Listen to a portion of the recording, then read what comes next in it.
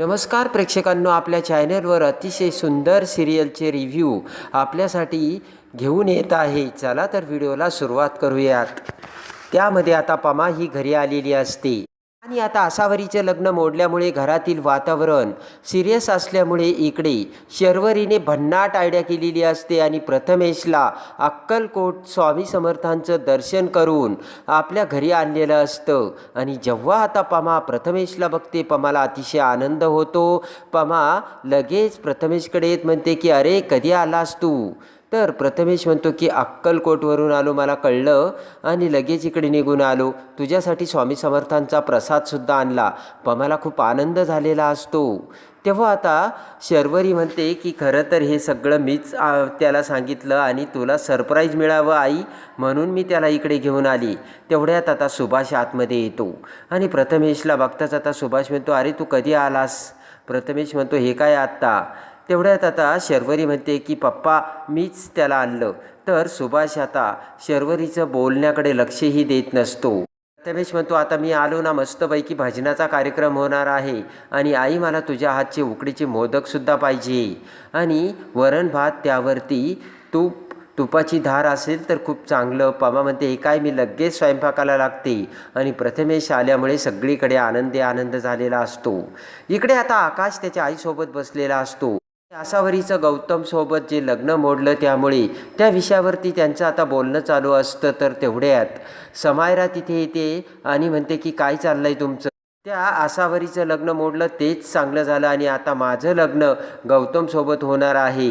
तर इकडे आता आकाश आणि त्याची आई भडकतात. त्याची आई आता इकडे समायराला म्हणते की हे बघ, आसावरीचं गौतमवर प्रेम आहे म्हणून त्या दोघांनी एकत्र आलं पाहिजे, यासाठी आमचं बोलणं चालू होतं. खरं तर समायरा, गौतमचं तुझ्यावर प्रेमच नाही आहे, तर मग तू संसार कसा करणार? आता मात्र समायराला खूप राग आलेला असतो आणि आता समायराची आई म्हणते की समायरा हे बघ, एक छोटीशी चूक आयुष्यभर पस्तावा करण्याची वेळ आणते आणि मग जे काही आपल्या वाट्याला आलं, नशिबाला आलं, ते भोगण्याशिवाय आपल्याकडे पर्याय नसतो. तेव्हा आत्ताच वेळ आहे समायरा आणि तू लवकरात लवकर हे जे काही चूक करतेस ना, ते त्याची तुला जाणीव व्हावी म्हणून मी तुला हे सांगते. समायरा म्हणते की आई तू त्याची काळजी करू नकोस, मी ना गौतमला माझ्यावरती प्रेम करायला लावील म्हणजे लावीलच. तेव्हा आता समायराची आई म्हणते की हे बघ, मला फक्त एका प्रश्नाचं उत्तर दे. गौतमने आजपर्यंत तुला एक शब्दाने सांगितलं का की त्याचं तुझ्यावरती प्रेम आहे म्हणून? समायराला आता समायराकडे आईला देण्यासाठी उत्तर नसते, ती गप्प बसते. तेव्हा आता तिची आई म्हणते हे बघ समायरा, उत्तर नाही आहे तुझ्याकडे आणि आशूचं गौतमवर आणि गौतमचंच आशूवरती प्रेम आहे आणि असा वेडेपणा करून तू स्वतःच्या आयुष्याची वाट लावून घेऊ नकोस, असा सल्ला आता तिची आई समायराला देते. आता समायरा ऐकायला तयार नसते. काही जरी झालं तरी मला गौतमशीच लग्न करायचं, असा हट्ट आता समायराने धरलेला असतो आणि रागाने आता आकाश आणि त्याच्या आईचं न ऐकता समायरा आतमध्ये निघून जाते. आणि इकडे आता प्रथमेशच्या भजनाची जोरदार तयारी केलेली असते आणि सगळ्या श्रोत्यांसमोर आता प्रथमेश भजनाला सुरुवात करतो. दंग होऊन सगळेजण आता प्रथमेशचं भजन ऐकू लागतात. आसावरी, शर्वरी, पमा सगळेजण अगदी तल्लीन होऊन ध्यानमग्न स्वामी समर्थाचं ध्यान करत आता भजन गाण्यामध्ये आणि ऐकण्यामध्ये गुंग होऊ लागतात.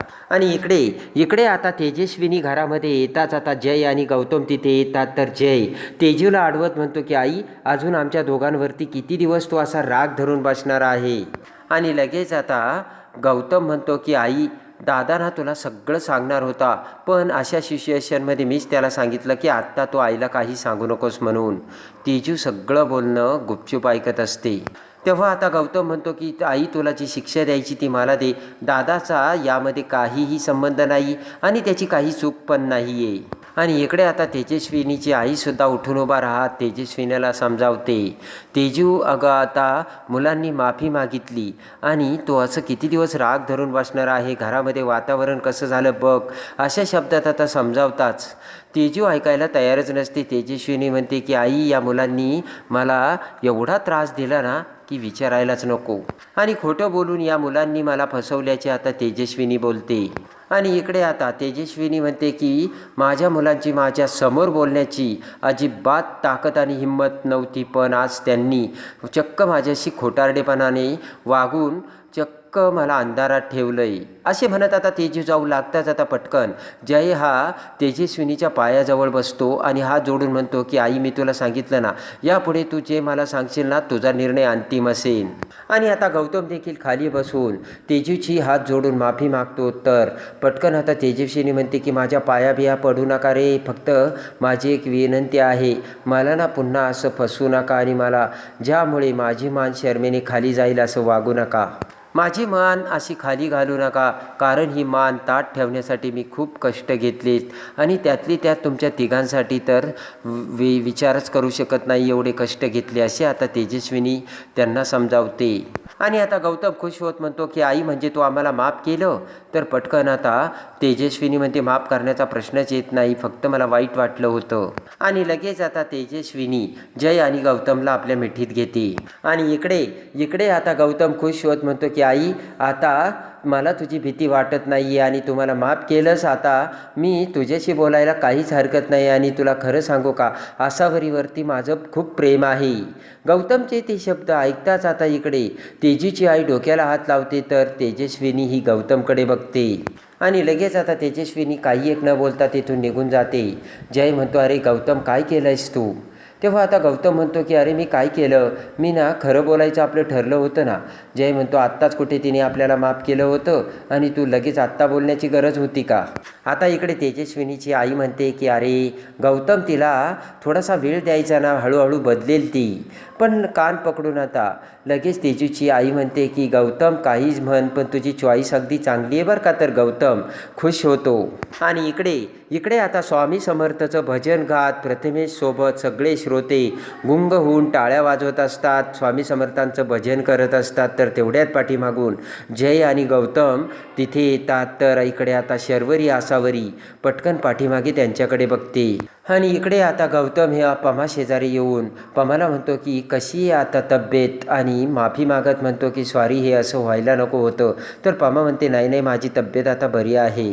आणि आता पमा म्हणते की तू चौकशी करायला आले ना, मला ना खूप बरं वाटलं आणि आता घरामध्ये भजन चालू आहे तर मला आणखी बरं वाटेल असे आता पमा गौतमला सांगते. पाठीमागून सुभाष आता ते सगळं बघत असतो आणि गौतम पमाची माफी मागतो. तर गौतमचे हात धरत समोर भजन आता ऐकायला पमा गौतमला सांगते. आणि आता जयसुद्धा पमा शेजारी येऊन बसतो. तर ताबडतोब ते बघून सुभाष आता भजनातून तेथून निघून जातो. आणि इकडे आता सुभाष हा बाहेर जाऊन उभा राहताच पाठीमागून जय आता सुभाषकडे जाऊ लागतो आणि हळूच आता जय हा सुभाष शेजारी येऊन उभा राहतो. इकडे आसावरी आणि शर्वरी दोघीही आता पाठीमागे बघतात. तर आता दोघीही जाम घाबरलेल्या असतात. आणि त्यानंतर आता जय सुभाषकडे बघत म्हणतो की तुम्ही माझ्यापेक्षा वयाने मोठे आहात, तरीसुद्धा मला असं वाटतं की ज्या दोघांचं एकमेकांवरती प्रेम आहे त्या दोघांनीच एकमेकांचं व्हायला हवं, नाही तर आयुष्य हे तुरुंग होतं. ते ऐकताच आता सुभाषला सत्याची जाणीव होती आणि पटकन आता सुभाष हा आसावरी शेजारी येऊन आसावरीच्या डोक्यावर हात ठेवतो आणि पमा आणि शर्वरी आसावरी सगळ्याजणी उभा राहून आता सुभाष त्यांना मिठी मारतो. तर सुभाषला सुद्धा आता स्वामी समर्थाच्या कृपेने जयचं म्हणणं पटलेलं असतं आणि सुभाष आता गौतम आणि आसावरीच्या लग्नाला झालेला असतो तो तयार. तर आता मोठ्या मानाने गौतम आणि आसावरीचं लग्न आता सुभाष कसा लावून देतो, शर्वरी आणि जय आता काय करतात, आणि या मालिकेचा प्रत्येक रिव्ह्यू आणि प्रत्येक अपडेट बघण्यासाठी आणि जर आपण आपल्या चॅनलला नवीन असाल तर सगळ्यात अगोदर आपण आपल्या चॅनलला सबस्क्राईब करा, जेणेकरून या मालिकेचे सगळे अपडेट सगळ्यात अगोदर आपल्यापर्यंत पोहोचतील.